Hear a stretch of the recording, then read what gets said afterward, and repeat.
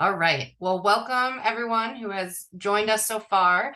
My name is Samantha Johnston. I'm the Executive Director and Curator here at the Colorado Photographic Art Center. And thank you for joining us for our panel discussion about Industry Standard, our exhibition with Meggan Gould and Andy Mattern.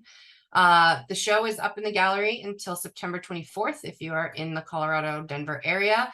And this will be recorded this evening and put on our website. If you have questions this evening, please feel free to utilize the chat or the Q&A.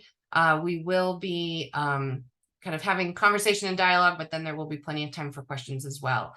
And so I'm going to let Andy and Meggan introduce themselves, and then we're going to get started, let them share about the work, and then we're going to talk more about the projects. So Andy, I'll let you take it away. Sure. Well, thank you, Samantha, and thank you everyone for being here. I really appreciate the opportunity to get together and share our ideas and share our work. As she said, my name is Andy Mattern. I am an associate professor of photography at Oklahoma State University currently, and actually I'm on sabbatical at the moment. So I'm traveling all around the country and also abroad while I'm away from teaching for this year. And one of the pleasures that I've had is to be able to have exhibitions like this with Meg. So should we go over to Meg to introduce herself too, and then we come back to me, or? Sure. Yeah, that works great. All right. Thanks, Andy. Thanks, Samantha. I'm Meg Gould. I'm Associate Professor of Photography at the University of New Mexico. I'm not on sabbatical, Andy. So I started teaching this week, and this is the second time that Andy and I have had a two-person show together in the last 7 years. And it's always a delight to do so because of the conversations, the overlapping in our practice that I'm sure we'll talk about tonight. Great. Well, I'll get started here by just giving a brief overview of what you're seeing on the screen now. For those of you who've been to the gallery, this will look familiar, but if you haven't been in yet, or if you're not able to get there physically, this will give you at least a peek of one half of the room, which is where my work is located. Meg's is on the adjacent wall, and there's kind of a visual correspondence there. Here on the screen, we're seeing the two different projects that I'm exhibiting. On the left are pieces from a project called Average Subject Medium Distance, which I started in 2018 and made throughout the pandemic until about 2021, midway through at that point. And this work comes from the discovery of these little paper cards that were manufactured mid-century by Kodak to help you figure out how to use your camera. And I found them to be just kind of hilarious and delightful little objects because they have all this very specific information about how to make correct pictures, how to do it right. And I thought it would be interesting to strip that information away and play with that very idea of what is correct and what is right in a photograph. So rather than using them for their intended purpose, I kind of turned the tables and made them the point of the picture. And what you end up with are these fairly graphical, perceptively flat images that kind of hint at some of these themes in the medium of what you're supposed to point the camera at or how you're supposed to do it. And yet they end up being fairly obtuse at the end. Like what does it mean when it just has the one word that says, normal? Like what does that mean? So that project has culminated in a book that was published last year by Ain't Bad. And that's on my website and also on Ain't Bad's site. The other project on the next wall, and Samantha, I don't know if the next slide is the next project or not. Or so this, that'll go through some of the detail images, which you can just sort of cycle through them, and I'll just maybe pause you as needed. So let's go on to some of these. Yeah, so you can see here a bit better what I was just talking about, where all the little scratches and dust pieces on here used to have information about how you're supposed to make the picture, and that has now been removed. And it just has a single word left in its original location. In this case, it says correct. The next one, normal, like I mentioned. And I love these moments of boxes and arrows pointing at things that seem really intentional and really rigorous. Like, yes, this is the thing, but then there's nothing there. So there's a kind of humor in it for me, but there's also a real dryness, which is something that I think comes up a lot in my sensibility. Let's look at the next one. And then we can click on to the next project, maybe. Yeah, here. So this is a newer project, and actually it's the first time that it's been exhibited, and I'm really excited about that. It's something that is is hard in the Instagram era, where you make a new image and the first thing you want to do is publish it, put it into the world. And yet having some restraint and trying to think through the problems and the context is important to me. So I actually made these in 2020 in the height of the pandemic, in the lockdown, and really kind of kept them under wraps, with the exception of a few little glimmers on social media, but they were never exhibited properly like this, so they're not even on my website yet. These are a rabbit hole, is the best way that I can describe it. They relate more to the digital side of photography than the other objects, which are more about the analog. And in some ways, these are actually more about the experience of using personal computers than photography per se. So just to kind of back up a little bit, in the pandemic, a friend of mine let me borrow an old computer. It's a Mac Classic, which for you Apple people out there, you might recognize that that term. It's one of those beige boxes just with the black and white screen, and you boot it up and it makes an adorable chime. Anyway, he gave me that computer to play with, and I just went down the rabbit hole of trying to make it work again, trying to use it again. And even though it's been 30 years since that machine would really have been popular, I wanted to see if it could still make images, make anything. And I was able to repair it in an elaborate way that I won't bore you with now, but maybe we can come back to that if any of you are super nerds with computers. I was able to get it working again. And the irony was that once I had it working, I realized that anything I did on the computer, I actually couldn't easily or even kind of at all transfer digitally to another machine. And that's because of this generation loss of these machines, that you go from one computer to another over all these years. And you actually have to kind of keep up with your data transfers. Otherwise, the gap is so big that they just can't understand each other. And I think that's such a fascinating example of our moment, where everything is moving so fast.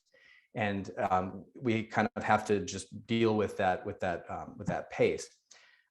So this is all to say that in order to get anything off of the screen, I had to photograph the screen. So that's where the photography part comes back in. Like, here I am with a disc that I pull out of this machine. I physically can't put that disc into my new machine. And I did get a drive and I did test it and it did not work. But I kind of love those moments of failure too, where it's like a self-imposed mad scientist experiment, and I don't really even know what I'm looking for. And that's a really fun studio kind of challenge for myself, is how to find the thing that I'm looking for without knowing what the thing is, if that makes any sense. So I realized, okay, I can use photography in this moment to photograph the screen, to get these images off, and then what better way to bring them into the physical world than the cyanotype, which is rigorously physical, in this case, one-of-a-kind prints. So it kind of contradicts the source of it. Like, no, this is not really duplicatable as easily as a digital file would be. And finally, I'll just, maybe I should have started with what the heck these are. Thank you. Yes, next, I forget to say next slide too. Gotcha. These patterns are the tightest zoomed in, closest cropping that you can see off the screen of this old computer of all the available background patterns. These computers had, I think, 32 background patterns. Maybe it was 38. I need to look that up. But that's the customizability of this machine. You can make the background white or gray or a little bit darker gray or black or a couple of very basic patterns. And I remember picking those patterns, and it was like a very small form of personal expression. Like, this is my computer, And you think about the difference between that experience of personal computing and what we do now, where we're just plugged in. I mean, literally right now, I have Apple assisted devices in my body to do this talk. So each of these, you can go to the next one, Sam. Each of these is one of those patterns. And one thing that I really like about making them physical is that our experience of understanding the pattern is dependent on our proximity to them. So right now on your screen, you may be able to see these dots pretty clearly, but as you back up further and further, they do cohere and become apparently a continuous tone.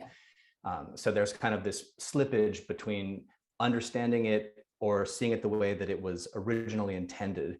And I like that the closer you get to them in real life, actually kind of the less you can see. So that there's sort of an inversion there as well. Like this pattern, for example, it will look very different when you are across the room versus when you're right up on it. It changes the way that our brains interpret the pattern. So that was supposed to be the quick intro to what you're seeing from my work, and I think we're gonna loop around and hear an overview from Meg, and then we'll talk about why people do things like this. Thanks. Thanks, Andy. I love that both Sam and I dressed to match your work today. Oh, It very was like nice. a really nice moment with the stripy cyanotypes. So a lot of what Andy says resonates with me in terms of my practice. The self-imposed mad scientist experimentation is a little bit of what I have going on as well as sort of this underlying impulse to break rules and to use things in ways that they weren't intended to be used, or to deliberately misuse things. In my case, and with these 3 projects specifically, it started with a hoarding collection of ink drained from inkjet printers, much like this one behind me. My lab manager at the University of New Mexico saves me all of the empty cartridges, and has for years, from all the printers at school. So every semester I have these giant boxes of empty cartridges that I have as my sort of largest collection working material. And I started draining these about, I don't know, almost 10 years ago. I started collecting these inks because it's sort of known how much of a ripoff of the emptiness of these cartridges is, in that they aren't exactly empty, and that there is enough ink to use, possibly, if the chip hadn't told the computer that the ink is empty. So, and it's very expensive. So I became a little obsessed with sort of trying to milk the cartridges and get the last bits of ink. And I have these Epson collections of ink. I have Canon collections of ink. I have Hewlett-Packard collections of ink. So I was sort of thinking about the CMYK, cyan, magenta, yellow, black color set that makes a physical print, and the different permutations of that color set that each manufacturer plays with and tweaks for each of their printers. So I began collecting them. And in this first body of work that you see on the left wall there, those pieces came from an impulse to try to use those pure colors to dye objects. So I'm a little bit obsessed with this idea of what actually makes a photograph in this day and age. We're calling prints photographic, even if they don't have any photosensitivity in their printing process. This printer sprays ink on paper, and there is no photosensitive moment there, like there used to be in a dark room, a sort of second moment of photosensitivity to make a print. Now it's ink on paper, which arguably we could also call painting, right? Or drawing with ink on paper. And so I'm curious about the definition of photograph. So this actually began with those dandelions there in the middle, which in a moment of insanity, I colored them. And to answer your question, Sam, from earlier, I sprayed those dandelions with a nozzle, but I sprayed them with ink and dyed them the Epson ink color set. And in the sort of question, like, does that make them a photograph? Are those dandelions now actually a photograph because I sprayed photographic ink on them? And it's perhaps a semantically interesting question. So I began to look around my house for other things that were sort of the white neutrality of sort of clean, hygienic domesticity, usually. And I began to dunk those things in these color sets. So dandelions, not necessarily hygienic, domestic, but fun. Also here, popcorn. We have, what else is on that wall? Forget what else is on the wall. My fingernails. I'm not much of a fingernail painter, so this was incredibly awkward and difficult to perform on myself. And I just sort of love how ridiculously ugly it is. But that's the Epson ink set or maybe it's the Canon ink set on my fingernails. And I did tampons and marshmallows, and it's pretty much a constant quest for something that could work. I've done a number that are not represented in this particular exhibition as well. But so I've taken these inks and I've used them in a number of different applications, a little bit as like they're this amazing free material. They make amazing colors. And in this sort of subsection of work, I was dyeing embroidery floss with the Epson ink specifically. Thanks to my Epson printer, I have a particularly large quantity of Epson inks. And if anybody actually asks, I would answer the question as to who is better about leaving more ink, less ink in their cartridges, because I have an opinion. But I began to dye this embroidery floss with those inks, and the other two bodies of work in the gallery use that dyed thread. In this case, I'm using it to embroider onto photosensitive black and white paper, on which I've made an initial print of these text snippets. These text snippets are gleaned from Flickr. In the conversation about somewhat dated technology now, we have the Flickr platform, which photographers used to use quite a lot to share images, and is still a fairly active place. But Instagram has certainly eclipsed Flickr, I think, in the public imagination.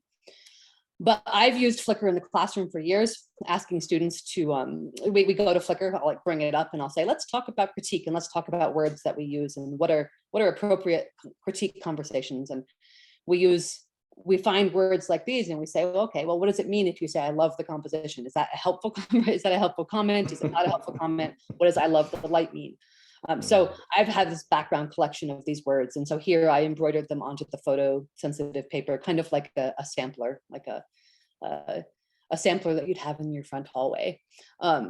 So that I taught myself how to make a lot of French knots and a couple of different stitches. I'm not a master embroiderer, but I sort of love the labor of hand.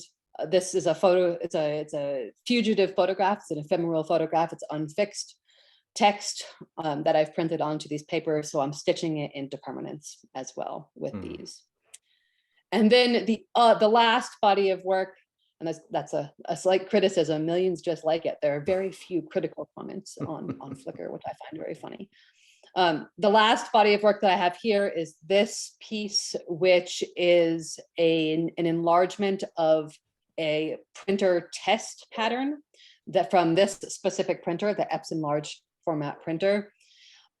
After years of using this printer in my studio and a similar one in the classroom, I became a little obsessed with collecting these little pieces of paper that we run through the printer every time we sit down to print to see if the printer is ready. So it's like this dialogue with the printer where I look at it and I say, hey, are you ready to print? And the printer says, hey, no, I'm not, I'm clogged and you should clean me. And so it's this constant back and forth and this feedback cycle that I find really interesting.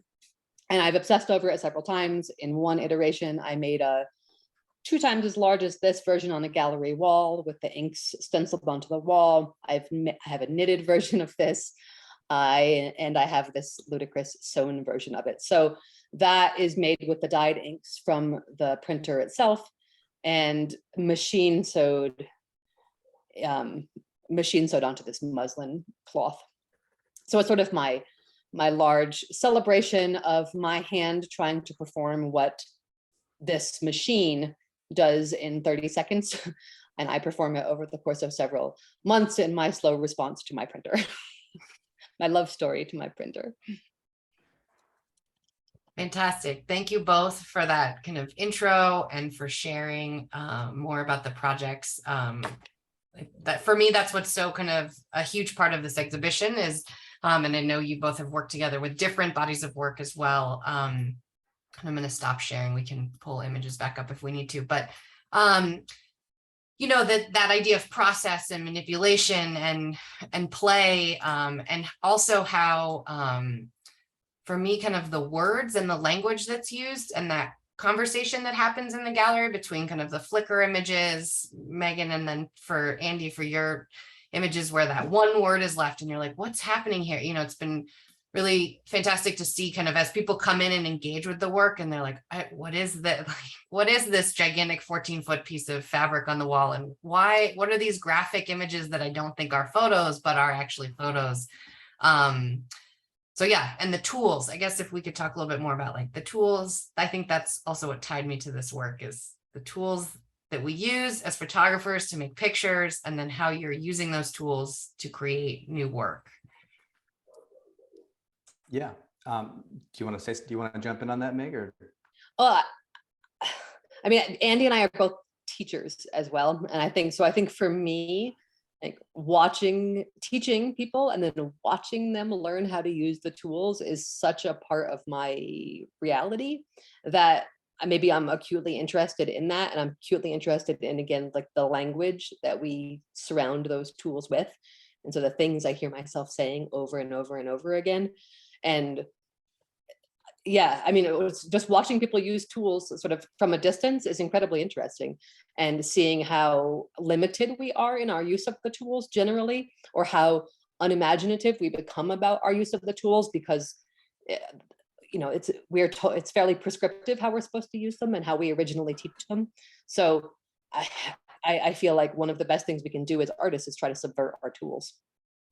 Absolutely. Yeah, I love that idea of subverting the tools and also kind of mining them for new opportunities in that act of subversion. You know, you're talking, Meg, about the nozzle check patterns and how you collected those, and like I did too. You know, I just never took it as far as you did. So there's a recognition in there somewhere that pattern has potential, right? That it's intended for something specific, but there's something beyond that. And I think there's a real joy in kind of locating those moments.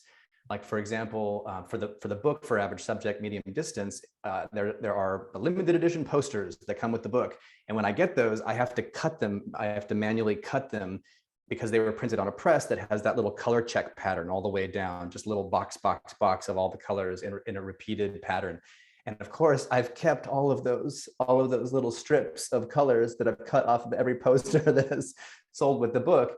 And I don't know what will come of them, and maybe nothing, but the freedom to identify that in the studio and then follow that is something that really gives me faith as an artist that we have the freedom to do that and to find things that maybe the Epson canon overlords never considered in our puppetry.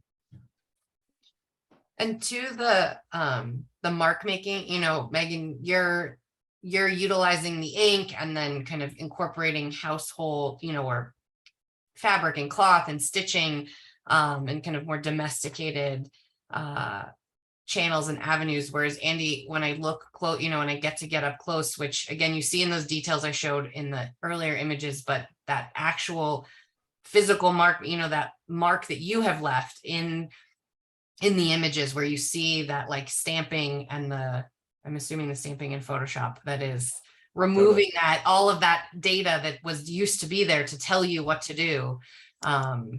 Yes, but I'm glad that you brought that up, because that I do think of that as a form of mark making. And it, in the case of Average Subject, Medium Distance, it is a digital process, and I'm using the stamp tool and other things in Photoshop.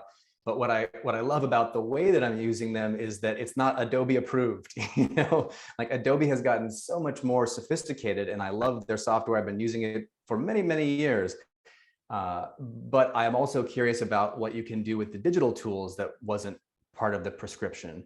And in that case, I think that so that project is kind of a sequel to an earlier project called Standard Size, where I redacted information from photo paper boxes. And I did do that physically with tape, and I have kind of clumsy hands, really. And so the tape was sort of clumsily applied, and there's a physical mark making there. And when I started Average Subject, Medium Distance, I tried that same process, just kind of like, oh, well, this is the one thing I can do. I'll get the tape out and put it on there. And it didn't work visually. It didn't feel right conceptually. And so I was able to then locate this misuse of the Adobe tools to do that stamping as a kind of new generation for a similar impulse, which is to get rid of that information. And if you do look up close, as you were talking about, I purposefully do a crummy job. I mean, I do it quickly on purpose, I should say, and therefore it has a certain visibility that Adobe wouldn't have intended. They want you to circle the little thing that you don't want and click content aware fill, and then poof, it is gone. but I actually like having that little outline saying, yeah, well, something happened here. Here, I'll put one more up just while you're, yeah, I mean, I feel like in the color shifts up at the top, and some of them it's more than others. I feel like you can see, and I think that's really interesting as well. Yeah, and I kind of got a little bit more rogue as time went on with those. I think when I first started, it's amazing. Like, even though here I am saying, oh, I'm defying the corporate overlords. I'm like, well, I was a little careful at first. And then as time went on, I started messing with it more. And I think that that's a testament to the need to not just fall in love fiercely with the first thing you make, but then keep going and see where you arrive. And as Meg, you were talking about, how teaching affects your work. That's one of the things that I have to kind of remind myself about, that I'm always telling students, like, okay, this is cool, but like, what else can you do? And then when I'm in the studio and I think, oh, this is the greatest thing, it's like, okay, well, what else can you do? And one of those things for that project was to use the define pattern tool, which is kind of an antiquated tool where you grab an area and then it tessellates across the screen to fill it. But inevitably, you can see the edges of that tiling. And so what I was doing was actually copying the little pieces of dust and scratches on the objects that I photographed, and then iterating that across the surface as a kind of patch. Nice. It's nice to hear more about that, like the detail of the making of those, because I keep coming back to the, as I spend more time with the work in the gallery. So yeah, well, it's a funny contradiction, just to wrap up that thought, that I know how to use the pen tool in Photoshop. I can make things very, very smooth, but also I'm interested in that deliberate clumsiness again. So oftentimes I'll use the lasso tool, which is like the crummiest, oldest selection tool that when students pull that out, I'm like, oh, I should try something else. There's better tools now. But then here I am with the polygonal lasso tool, just click, click, click, making these silly shapes, and then filling them with these little dust pieces. So if you look closely at the compositions, you'll see not only those repeated patterns, but also these funny containers for them that don't make any sense. and I then love that. I didn't know that's how you did that. yeah, no, that other additional piece is great, because you're photographing them, the coda right? And then yes, digitally, yeah. So that's I mean, I feel like I'm talking too much here, and I want to hear more from Meg. But yes, I am photographing them, and to me, they are photographs. But yeah. I completely understand how you see them, and you're like, well, this is not a photograph. Is it a print? Is it a painting? Is it a poster? And it has a visual kinship with those things, because the appropriated underlying graphic design is such a major part of the presence in the room. And yet they are pictures of things in the world, like all other pictures are pictures of things in the world, or most pictures. Yeah. I know, it's always caveats. Yeah, and I'll just add to the mark making conversation is that for me, it's back to something I said a little bit before, which is the sort of hand versus machine, and the ease with which machines make marks and the difficulty with which hands make marks, and sort of playing with that and playing them against each other. I find I take great pleasure in that, and in the labor required for a human to make marks. So that's been hugely, I think, influential to me in a lot of recent work, including particularly the flicker pieces and the nozzle check. But that sort of laborious building up of marks to get somewhere, I find incredibly interesting and, oddly meditative, and a good background labor response piece. Mm-hmm. Well, and your mark making, Meg, also has this kind of tension between that like automated aesthetic versus the organic physical mistakes. I mean, I think I heard you talking in the gallery about, did you maybe like bleed on it, or I've bled on several of those pieces, but actually the muslin, but it's something I confront all the time, in that they're a little bit janky, some of them, and I feel this tension with the craft. I'm not a fiber artist, And I feel a little bit of a fraud putting out this large piece of fiber or using fibers in my other work, or feeling like it's not good enough, right? Like it's my handwork is not refined, and this this comical tension surrounding that I feel like, if I would tell a student not to worry about it. It's the idea of it's a conceptually based piece, and I don't need to worry about it, but I do. It stresses me out, so I try to make it as perfect as I absolutely can, and then I almost threw away that piece because a moth died in the middle of it. Oh, that's what it was. Yeah. When we had this terrible moth season 2 summers ago, where we had moths everywhere, and one crawled into that piece at night and died and left a stain. And I almost abandoned the piece halfway through after working on it for 2 months. And then I was able to clean it off and bleach it out enough that I probably know where that moth died. And there's little bits of blood in it. And that's okay. But it's taken me a while to come to terms with being a human being and not a machine, which I love. Mm-hmm, mm-hmm. Well, and too, with that fabric piece, I know I'll share, Meg, that when we installed it, I was like, should it be tight? Should it be loose? How should it be on the wall? Wrinkles. The wrinkles weren't even like the thing, but I just was like, should it have, this tension to the fabric, and so I was so relieved when Meg got here for the opening. Meggan got here and was like, oh no, that's great. I love, and to me, the tautness kind of then represents that kind of paper and what your, the intention of copying the nozzle check pattern. Because I think that's so interesting, this kind of, again, that kind of dry humor, this coming back and forth between the work and the process that goes into, it's not just, it isn't really just, we just make a picture and then that's it. And there's always the printing and all the process that goes behind it. However, the thought and process of like making the photograph or the photographic paper with the stitch, with the text printed on and then stitched, or taking the coda guides and then that kind of layering of process, I think is really interesting to me in all the work that you have in the exhibition for both of you. So, and I think there's a good word for both of us, which is absurd. There's an absurdity to what both of us are doing that I find great pleasure in, and there's humor too, but there's also a sense of you don't have to do it that hard way, which I kind of love. Yeah. Mm-hmm. And that humor for like that Millions Just Like It, like I always come back to that one. Like it's such a, that comment, and in a world where Instagram is so dominant and we are looking at so many images and consuming so much on a daily basis for the most part, that like there are millions just like it, but how do we make that work stand out, and what does it do? And, which is a conversation I'm sure you have with your students. I have all the time with, it's kind of throughout photography in general. So, and through many artwork, I think, so much has been done. So there's so much like it already. Yep. And Andy, I'm going to have you share a little bit more about the computers and the bringing the computer, or to one computer, back to life, because I think it's pretty fantastic. Sure.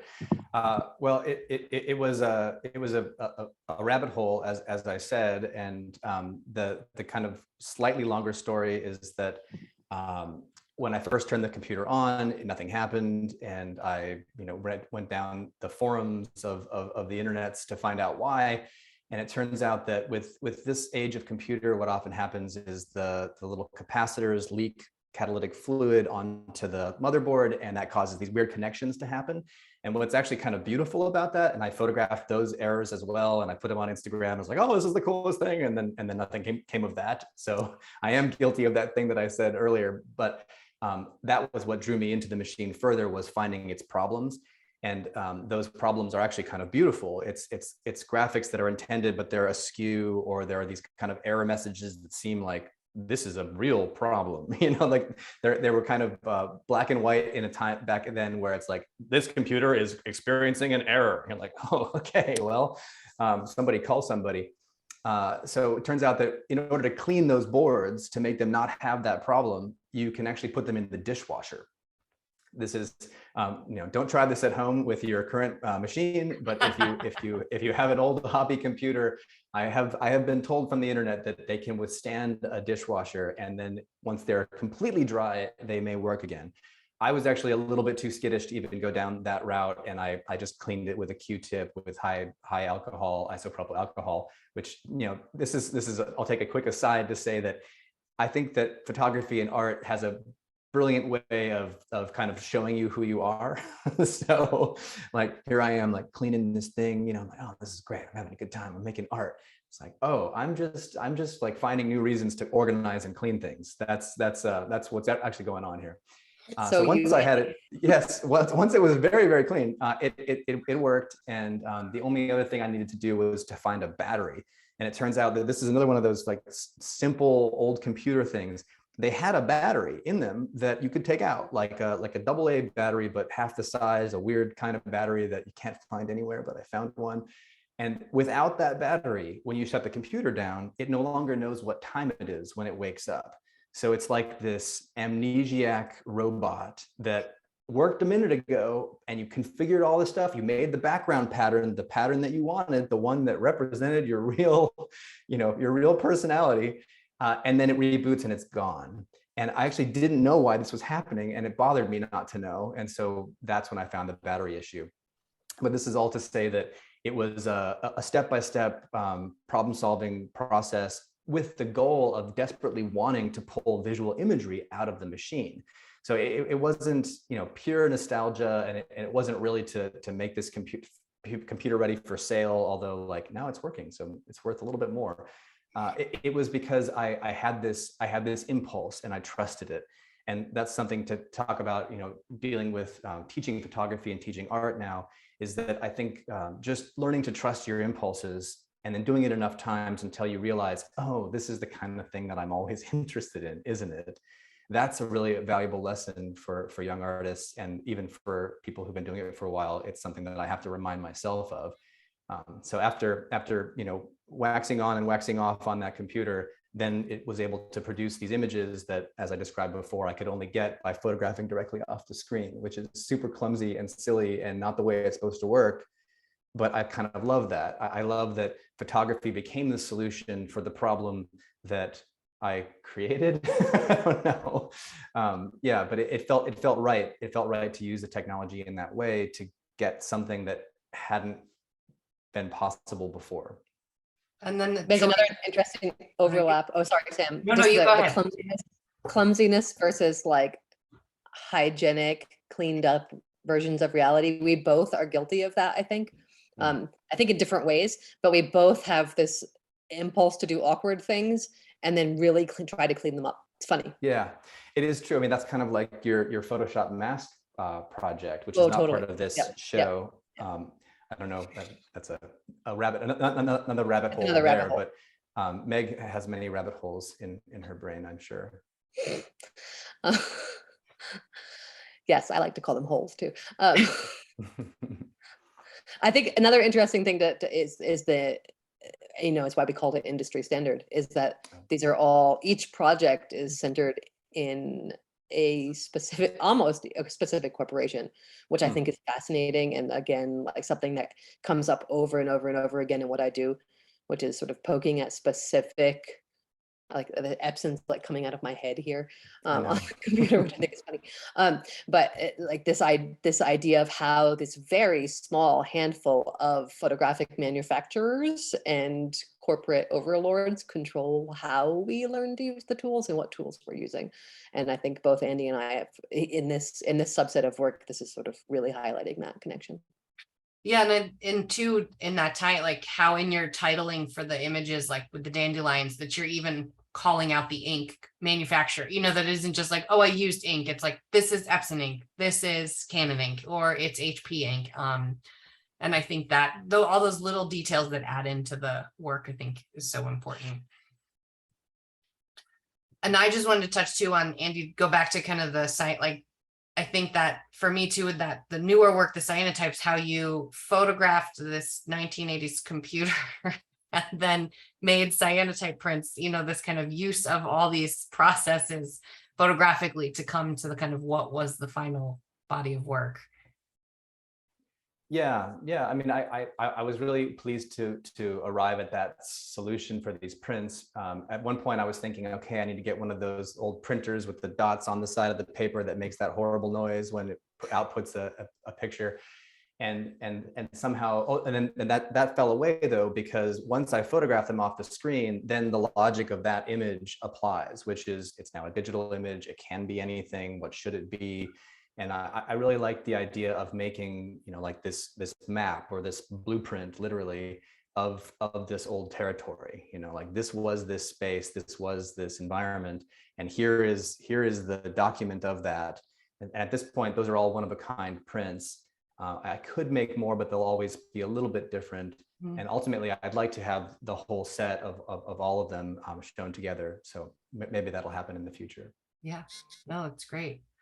Well, I want to leave time too for our attendees if they have any questions for either of you. If anyone has any questions, please feel free to put them in the chat or use the Q&A. I hadn't seen anyone come in. I was like, no questions. Did we answer all the questions? Andy, are all those Coda guides Kodak? Are they all Coda? They are. However, other companies did make them. They were different sizes and shapes, but Kodak, like so many other things, had it on lockdown. They had kind of different eras of them, and that was part of the fun thing for me as a collector, as an obsessive organizer. I had to have them all. So I currently can't find any that I haven't seen, although they must be out there. So if you have a Coda guide, internet, that you need to give to me, please give to me. Yeah, and because all those are the colors, right? I mean, those are the original colors in the code. Like that was my understanding. So for sure, yeah. Yeah. And that's something that really underlies the work, is that act of appropriation, saying, okay, we think of Kodak, it's the sound and it's yellow and maybe red. Yeah. Those are the kind of corporate aesthetic parameters that permeate our bloodstream as photographers. Like Meg was talking about the Epson, and now I can't not see the Epson coming out of the side of your head. Yeah. But very good. Andy, but were your Coda guides printed using Epson inks or Canon? They're 4-color offset, so it's a different it's a different okay. era. Yeah, different era. No, but your prints. Oh, sorry. My prints. Your prints. Yes, of course. Oh, so yes. Okay, I see what's happening here. The loop has just been completed. Yes, I have a Canon printer that would be behind me if I was in my studio. So that reminds me, which is it? Which one is more ink economical? Oh, Canon. Aha. Okay. Epson already hates me, so I have no problem telling the world that Canon generally leaves less ink in their packaging. I see. Okay. Well, let it be known, internet. Meg Gould has spoken. Well, and we do have one. I really sorry, my attendees. I guess the chat wasn't set up appropriately. My fault. Susan Goldstein she said, I love this work, and both of you. I've been obsessively collecting old analog photo materials for years, and I do have a lot of the dials. So I can put you two in touch for sure. Please. I would love to see what you have. I'm pretty proud of my collection, but I'm very open to the possibility that there are more. Yeah. Have you reached out to the Eastman House? Not directly about this, but I keep on thinking that I need to do that. Yeah, I think you totally should. Okay. Confirm that you have like everything that. Yeah, that's the only way to really know, I guess, because they're not like baseball cards that on the back it would tell you, or Garbage Pail Kids, which is a different era, tells you which ones you're missing, Surely they have some institutional archives. I would think so, yeah. Although I reached out to Epson to see if they had any institutional archives of nozzle checks, and they laughed at me. But oh. Somehow I have a feeling Kodak has a little bit more though. Yes. Than Epson does. Great. Well, I just want to give another moment if there's any other questions, but I appreciate you both taking the time today to talk more about the work. I know we had a little bit of an artist talk during the opening, but obviously that was, short. And I just wanted to kind of dig more into the process and the projects to think about that work. And then, we had one more question. Susan said, Meg, I think that Canon camera, my 5D Mark II, has too much saturation. Can you tell any difference with the ink sets Epson versus Canon? No, in a nutshell, I can't. Yeah, no, I don't have enough experience actually printing on a Canon printer. I don't use a Canon printer to print. I print exclusively with the Epson, so I don't have extensive experience other than like dunking materials in them, in which case I think it's kind of a moot point. So no, sorry. That's a good question. Yeah. Anyway, but yes, so thank you both. This was fantastic, and I loved, I mean, I knew quite a bit about the work, but I love hearing more and all those kind of details, and I knew I'd gotten some of those details at the opening, so I thought they were fantastic to share, especially about the computers, Andy, and then also just like the trials you had, Megan, creating that 14-foot long piece for the nozzle check. But it is amazing to watch photographers specifically, you know, when they stand in front of that and they're like, yeah, that nod of like the nozzle check. That thing, I understand, you know, and then others are like, I don't understand what this is. I'm like, oh, it's a nozzle check pattern. It's what, you know, to explain that process. And then I should send you a pile to like be able to pull one up and show people the actual thing. It's totally, there's definitely an aspect of an inside joke for yeah, photographers. no, absolutely. I can just save one too. I need to do a nozzle check on our digital lab computer anyway, so I can just remind myself to pull one out to show people like, this is what it looks like. Yeah, great. Because that's how I explain it, how it goes from this kind of small, on a small 8.5 by 11 piece of paper, but that's only like an inch high to this gigantic piece you stand in front of. So yeah, well, if there aren't any more questions, I want to thank you both for joining me this evening. And thank you to our attendees. And as I said, this will be recorded, and I'll talk to you both soon. Thanks, everybody. All right. Thank you. Thank you so Thanks, much, everyone. Samantha. Thanks everybody for being here. Bye. Bye.